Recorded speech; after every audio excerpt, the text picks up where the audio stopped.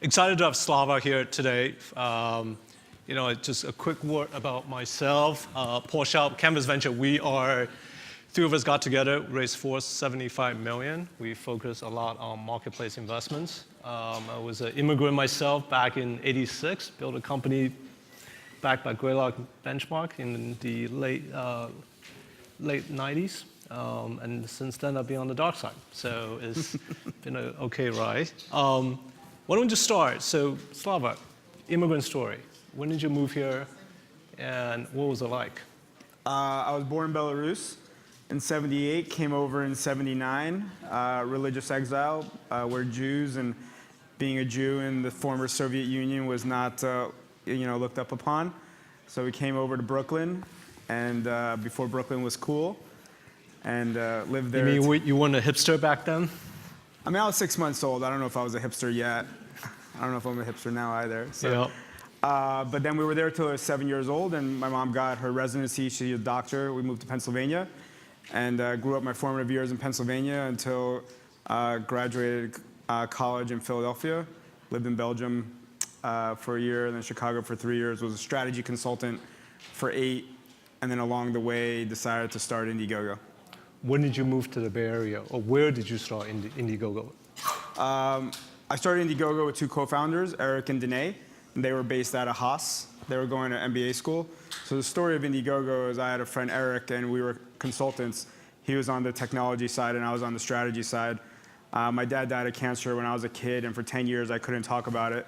So then finally, 10 years later, as a New Year's resolution, which I always try to follow through on, I decided to try to raise money for charity for cancer research.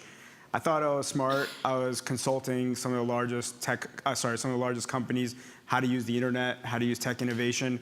So I thought I could try to use the internet to try to raise some money. Keep in mind, this is 2005, and I was using PayPal, I was using MySpace, I was using email, and it was just terrible to try to raise money. Yep. And I spoke to Eric, and Eric went to go get his MBA at Haas because he was a tech guy and he was trying to round out his skill set. I then had never been to California actually yet. Oh, interesting. Yeah. So you were talking to them remotely. Where were you at the time? No, I didn't even know Danae yet. But Eric and I were coworkers at the consulting firm. He went to go get his MBA, and he said, "Hey, it's pretty nice here, California. There's some nice girls. I was single." And he's like, "You should come over." So I flew over, and that weekend I met Danae, who he was at school at. And a lot of MBA students, they try to come up with a company. And Danae had this idea, which was, she was an investment banker before Haas, and she said, I want to eliminate the gatekeeper. I want to be able to have people be able to invest in a mutual fund, and whoever invests in that mutual fund gets to vote on how that mutual fund will be invested. And Eric says, what do you think of that idea? I said, well, if you want to change the finance industry, you can't do it in the finance industry. And she's like, you don't get it. I want to do a mutual fund where the people, I was like, okay, if you want to change the finance industry, you can't do it in the finance industry. So then she said the same thing again. Then I said the same thing again. And then she said, I don't think he's very intelligent. I'm just agreeing with you here. Right. And then Eric says, so Slava, what's up? I'm like, well, keep in mind, this is now 2006. So put on your 2006 hats. I'm like, the way I hear it, you're kind of thinking like YouTube. She's like, what? YouTube's not owned by Google yet. I'm like, have you seen YouTube? No, I haven't seen YouTube. Well, anybody can put up any content and people can watch it. It's like, what's that have to do with money? Have you heard of Prosper? It's like, no, I haven't heard of Prosper. Well, that was like peer-to-peer lending. That was the beginning of peer-to-peer lending. I was like, I think you want like ProsperTube, a cross between like Prosper and YouTube. It's like, I don't know what you're talking about. I want a mutual fund where the people that... You mean the company name wasn't ProsperTube? Yeah, that was the first code name, actually. So I showed her YouTube, and she said, this is fascinating. Who put up these videos? I said, anybody. Well, who watches these videos? Well, first they share it with whoever they know, and if the people like it, they share it with other people. Well, how do these videos show up on the homepage and you are able to search for these? There's algorithms that decide. She's like, this is amazing. I'm like, yeah, you want this for money. She's like, that's exactly what I want. So we created Indiegogo, and for all intents and purposes, created crowdfunding. January 2008, we launched. Such a brilliant idea. I'm sure VCs were throwing money at you. was actually quite comical. We started just in the film industry, just the way Bezos started in the book industry. And it was rough. I mean, it was the market crash of 2008, and that happens to be when we launched our company. I had this brilliant plan, which is Q1, we actually had investors who wanted to give us money in 2007 before we launched because they started hearing about the idea. But I, because I'm brilliant, decided to reject that money and to try to get more leverage in the negotiations after I actually had a product up. So then in Q1, the plan was to launch it. Q2, the plan was to get case studies. In Q3, we were going to use those case studies to create media to then get hype for the VCs to want to invest in the hype. That all worked perfectly until this thing happened in the fall of 2008, which kind of ruined that plan completely. And so yeah, we actually ended up getting rejected by 93 VCs in a row. There was no yeses in that process. And it was pretty rough. So we only had enough money through 2008, and we ended up lasting through the middle of 2010 before anybody started saying yes to us. Those were some dark days from the previous panel. We almost closed up multiple times. Talk about that journey a bit. 93 no's. It's humbling to just get 10 no's. What were you telling yourself? The truth is, if I Am I insane? Why am I still pitching this? If I had a new company today and I got 93 no's in a row, I'm quite confident I would not move on. I probably would stop a lot earlier. Yep. But we were supremely passionate. We really felt like there was a need in the world, and the people to solve that need was us. And if we weren't going to solve that, no one was going to solve that, and the world needed us to do that. And because we had that passion, when VCs said no, we were like, they just don't understand, and it's too early for them. Which the reality is they did just not understand. Like they would say, wait, they're going to give you money, and you're not going to give them stock in return? No, they're going to get like T-shirts or whatever. You know there's going to be fraud like right away. The first people going to like no one believed in crowdfunding. The word crowdfunding didn't even exist back then. And I actually think that entrepreneurs, what we really get paid for, and paid as a metaphor, is really the decision of do you move forward or do you stop? Yep. Everything else is kind of like functionality or like a feature or some sort of capability that you can hire or somebody else does. But to have that in your gut to decide, should I move forward or not in a world that doesn't have clear data? See, when your company is huge and you can look at some dashboards like, oh, up 10%, down 11%, you start getting logical and analytical about it. When everything is gray and you're trying to create reality out of moving pieces, it's very difficult. So what I like to simplify it down, and I was, the three founders were the eyes, the hands, and the heart. So Danae was the heart. She did more of the customer service, the back office, the accounting, the legal, the compliance. Eric was the hands. He designed, developed, engineered everything. And I was the eyes. I looked forward. I did fundraising, marketing, strategy. And they kind of relied on me to look forward. And I just simplified it down. Is the wind behind my back and supporting my sails, or was I running into the wind? And it was just that simple. And I just honestly always felt that the wind was behind us. Digital trends were moving in the right direction, people using fintech, people getting used to spending money, the idea of crowd, all these things were evolving, and we were just riding all those waves. Yep. And it just felt like we were onto something. We might not succeed, but we were still onto something. And obviously that becomes reality, and eventually, after you get enough no's, you start to have to believe that there's probably not going to be a hero tomorrow that's going to say yes. So we kind of have to figure out how to be sustainable ourselves, because we ran out of all of our startup capital ourselves. So then we actually became profitable. The beauty of crowdfunding is you have an automatic business model. You just take a piece of the money. So we made money on day one. It just wasn't a lot of money. So then we just had to figure out how to make more money than we spend and start being able to live off of that money. And before you know it, the numbers start going up a little bit. We're profitable. Then the next VC, whether they want to have their opinions or not, you can't argue with it. The numbers are the numbers. Yep. So we went from getting rejected by 93 VCs in a row to getting 5x oversubscribed on our seed round in a matter of 4 weeks. Literally like that. As soon as somebody finally said yes, the data was looking good, we went massively oversubscribed, and then we started raising a lot of money.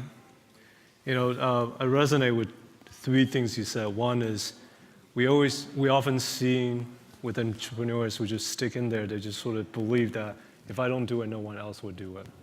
There's just so much truism to that particular mentality and sort of that conviction and passion that you poured into it.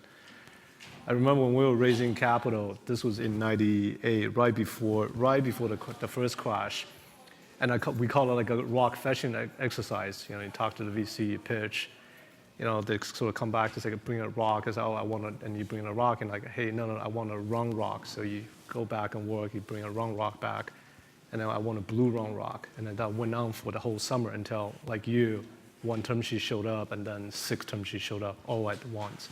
So with that, when you get 93 no's, there's just always a lot of feedback. What's the advice that you would share with the audience what input, knowing what you know now, what input do you incorporate and what input do you not incorporate? How do you, the rejection happens all the time. Right? Yeah. I mean, a lot of rejection is their problem, not your problem. They're not in the space, you ask the wrong VC if they're interested, they don't know anything about marketplaces. These are their problems, they're just using you for research. But you gotta decide as to whether or not you trust these people or whether or not you respect them. If you actually respect them, that's already a major filter, then you should just listen to what they say to pull that into your inputs. It's kind of like a stream, it's kind of like a river. You take all the streams of information. Some of the most valuable information will come from your customers. Hopefully you have customers. If you don't have customers yet, then you have some sort of other approach to figure out feedback. Then you have your coworkers, your co-founders, and other folks. VCs, that are good have, decent information, but they're also working off of very limited knowledge of your business. So you need to know how to filter it and not just get too excited or too upset about what they have to say. They're just regular people as well. What advice do you have in terms of getting in front of VCs, right? For those who are raising capital soon, what's the advice you would give them?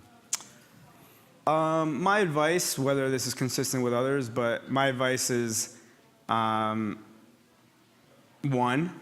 get your customers money. That's really good advice, probably. Well, one is don't take meetings with anybody except for a partner. That's number one. Good advice. Number two is... I hope there are no associates in the audience here. You just broke their hearts. Just saying. Two, whenever possible, try to get an intro into that person because it was a warm connection as opposed to just a cold email. VCs just get so much inbound and they have to look through so much noise that if you're able to provide some layer of trust on top of that intro, it's just so valuable. It's great advice. I will add a corollary. Get one of the CEOs or portfolio companies to make the intro. Even better. And then three, this is my point of view, not everybody believes in this, is don't hang out with VCs. Don't You're hurting my feeling now. What I mean by that is not as friends, but I'm saying don't get to know VCs because we're getting to know each other. They're getting to know my company, I'm sharing my updates. When you want to raise, go raise, and it's binary, yes, no. VCs will use any information, any inputs, any contact points as data gathering. They said they were going to do this by next quarter, then they check with you next quarter, you either did it or you didn't do it, so that's part of their analysis, right? And you said you were going to do 10, you did 5, you said you were going to do 10, you did 12, then 12 wasn't enough, I want to see you do 20, but then you only did 15 the next quarter, you did 22 the next quarter. They track all this. It might seem all casual, let's just grab a coffee, just want to see how things are going. Were you able to hire that COO? No, you weren't. Oh, didn't hire the COO. But it's they didn't pull out the notebook, right? But it's why check. am I sitting here? And at the end of the day, there's these two feelings that drive VCs or any investor. It's really greed or fear, right? So you either feel that this investment is so quality that I'm so greedy, I need to pile my money in as quickly as possible and as much as possible, otherwise I'm gonna miss out, right? Or fear that there's too much risk, it doesn't look like it's gonna be good, and if I put my money in, I'm gonna look like an idiot in front of my other VCs or my peers or whatever. So you really need to, the more you can compress that time and create that pressure, so it becomes a little bit of a leveling where the entrepreneur is not just oh, the sucker who's like, oh, VC, please give me money. Like, I will do anything at whatever time. If you can try to change that dynamic. And I believe the way to best do that is to try to limit it to here are the 4 weeks when this is happening, which is hard, or the 6 weeks, or the 8 weeks, or the 10 weeks, or the 12 weeks. But to have some sort of like a plan as to this is how it's going to go down. And if it doesn't go down like that, change course. Like, don't just keep on getting to know them. You probably have a different perspective on that, but I feel like that's important. I've coached quite a few entrepreneurs on that, and in general, it works. What do you guys think? Those of you who agree, raise your hand. See? Those of you who don't, raise your hand. Wow, the audience agrees with you. I mean, it's not obviously true, like as an accurate. A VC will obviously tell you, like, go get to know them because then they know who you are or whatever, but it's in their best interest to say that. No, I mean, I think the nuance is that, when we're early stage, right? We jump in Series A when we help the portfolio company raise Series B, C. I just came out of a fundraise for a company called Zola. We raised $100 million. And if I reflect on the process, so much of fundraising, I think you guys probably intrinsically know this already, is actually running an auction process. You want to run the process tight. You want to have tension in the process, and you want to keep everyone honest. Right, and auctions have time limitations. That's right, right? And so that limitation of 4 weeks is, I think 4 or 5 weeks, depending on how much capital. If you're raising 10 or 15, you can wrap it. You can make whatever timeline you want, just as long as you stick to the timeline. It's actually really, it's really great advice that you've just said there. Let's move on to something different. So this thing just got started. Marketplace, I don't know if those of you care about marketplace or not, but at least for me as a geek, we both like marketplaces. I love marketplaces. It's sort of what I've done in the last 5, 6 years now. It's kind of like, have you seen Ferris Bueller's Day Off? So in Ferris Bueller's Day Off, he like takes that Ferrari or whatever, like that red car, and he starts driving around. And then he stops driving and he looks in the bathroom or whatever, and he looks at the camera. He's like, if you have the means, I highly recommend you get one, right? See, the best business model there is practically is marketplace, right? It's one of the few business models that over time, not only margins don't compress, they actually can increase, right? The more you create network effect, the greater your business becomes. So it's very difficult to create a marketplace, supply, demand, equilibrium, being able to get chicken and egg problems, all that. But if you have the means, I highly recommend you make one.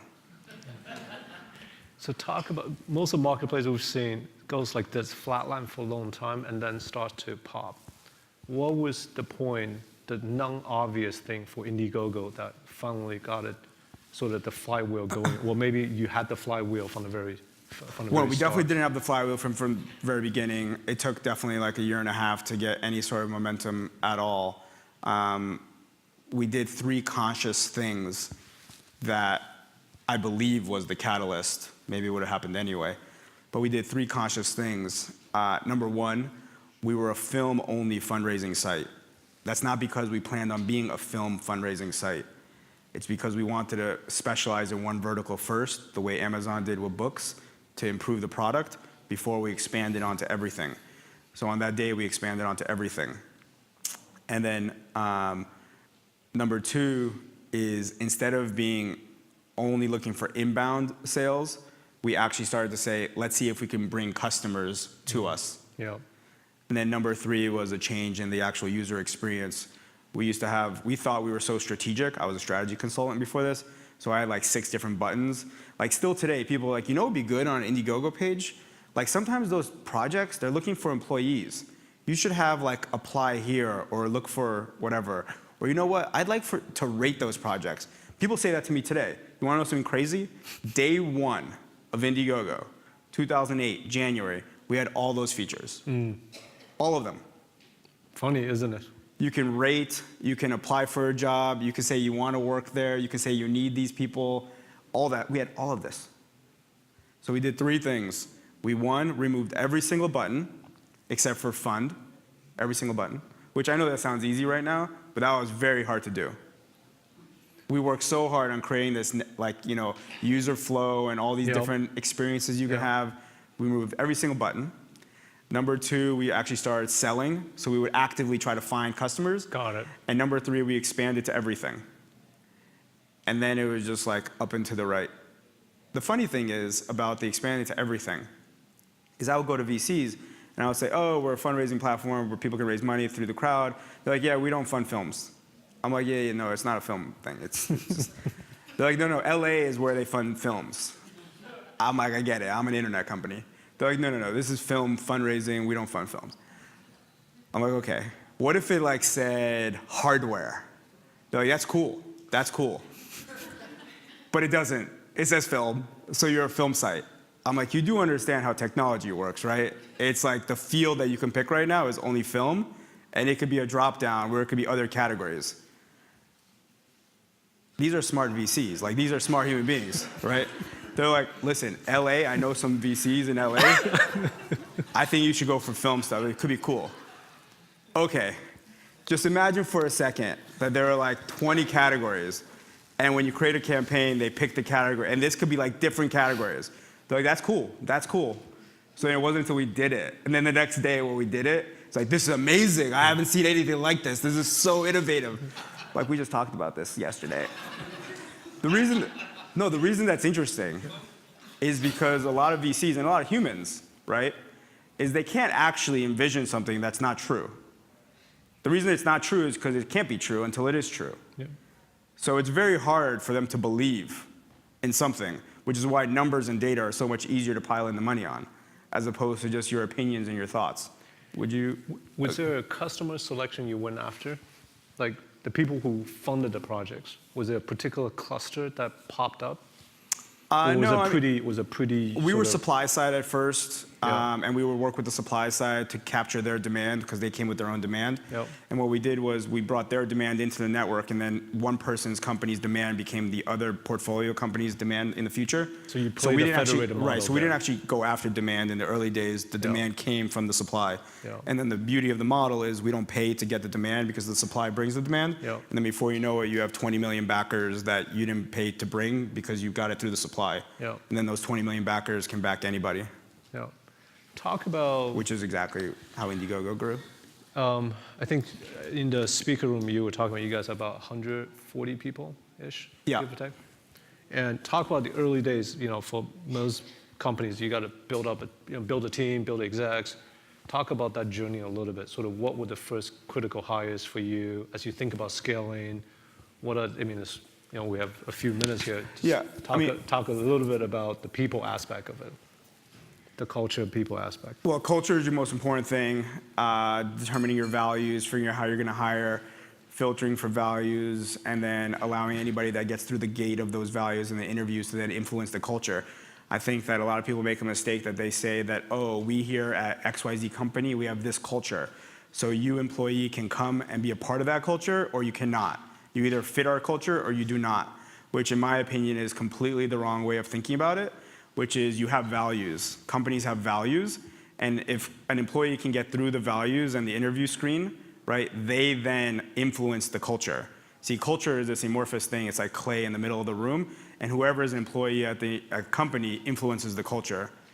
And if you do not allow them to, they're not going to stay at the company for very long. When did you guys start actively having a conversation about culture? So we, for all intents and purposes, were like 6 people for the first few years. And then we raised our seed round, $275,000. Well, it wasn't even seed, it was a convertible note. $275,000 in 2010. We were still 6 people, and then we raised, that's when we finally got, a few months later, our seed, which is a 1.5. So we went from 6 people to about 18 people. Things were going really well then. And then we raised another $15 million 14 months later. And then we jumped quickly to about 40 people. And then a year and a half later, we raised another $52 million. So it all went pretty fast. So then we went from like 45 people to like 75 people overnight. And then before you knew it, we were like 120, and then steady state for the last few years. But I would say that when we went from 6 to 18, it wasn't that hard because it kind of felt like we were all involved and we were all having discussions and we were debating and arguing a little bit. But then things had to get a little bit more scalable and a little bit more systematic. So then we were going from like 18 to 40, and it just didn't feel like it was productive. Like somebody who talked a lot would like get their way about a hire versus another person who was quiet, in these discussions. So then we created just like these systems, which was, here's our our vision of what we're trying to accomplish. Here's the values underneath that. And then here's our hiring approach, which is you have to have what's the title, what's the job description, who's the sponsor of this hire, who will they report to, who's the hiring team, who are the 3 to 5 people that are going to make this decision, and what are the roles of each of the 3 to 5 people. As soon as that became systematized, it became very easy because then we included the values into the interview process, and then each of the people in the hiring process knew their role, whether it was for culture, whether it was for function, whether it was for something else. So then later the discussions always became kind of like systematic, and you can no longer say, I think this. You started talking in values or in kind of the way the interviews were done. That's cool. How would you describe Indiegogo culture today? How would I describe it? Yeah. I mean, the simple answer is multiple VCs. I remember when we were going through the fundraising process, they would wait in the waiting room sort of thing or at the front desk area before the meeting started, and they would just kind of browse and see what was going on. And they would be like, oh, I don't actually need to meet with you anymore because I've already seen what I need to see, which is like, this company's awesome. Why is that? Yeah, why is that? People are really nice, almost too nice, definitely very smart, definitely trying to change the world. If you have, Mother Teresa on one side and assassins on the other side, hired assassins, we're definitely somewhere in the middle. Because you know what I'm talking about, right? There are certain companies that there's just people that are looking to make money, right? So they just jump from company to company. And there are others which is just like feel good and they just want to like be on some social impact thing but accomplish nothing, right? And it's very hard to find a place in between there, which is not cutthroat, not super competitive. Now, cutthroat and competitive and everything can drive high valuations. It's just not going to have a positive culture if for some reason your valuation goes down or your options are underwater, which there's been plenty of company in Silicon Valley that has gone through that, right? As soon as that happens, like everybody jumps ship because those assassins there, they're greedy. They just go for the money and they're along for the pain just to make money, that's just how it is at some of these companies. At Indiegogo, we're very team-oriented. We really believe in our values: faith, fearlessness, authenticity, collaboration, and empowerment. We live it every day. We hire for it. We're very customer-focused. Yeah. That's awesome. You guys are 10-year in journey. Congrats on building a successful platform. Any thoughts on the next 5 years? I mean, the next 5 years will be exciting. Indiegogo is constantly evolving. We've created this, one day at a time, we've created a community. And How big is the community today? What's that? How big is the community today? Well over 10 million.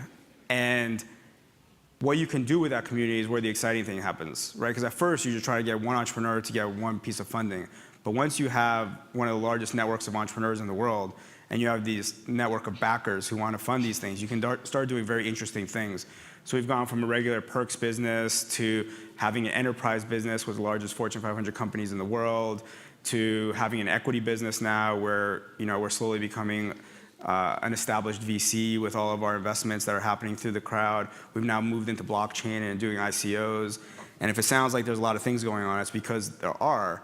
But these are things that you can stack on top of creating the network. Did I know that all of this would be created? Absolutely not. Was this the original plan? Not in itself. But as a foundation, it was. It was to create this marketplace where any entrepreneur can put up an idea and any backer can back, buy, or invest however they want. And then the creativity that happens on top of that, you just allow it to happen. Yeah. That's awesome. Well, glad that you guys had a chance to meet Slava. Really awesome stories. Thanks for all the digs on VCs here. With that, let's give a round of applause to Slava here.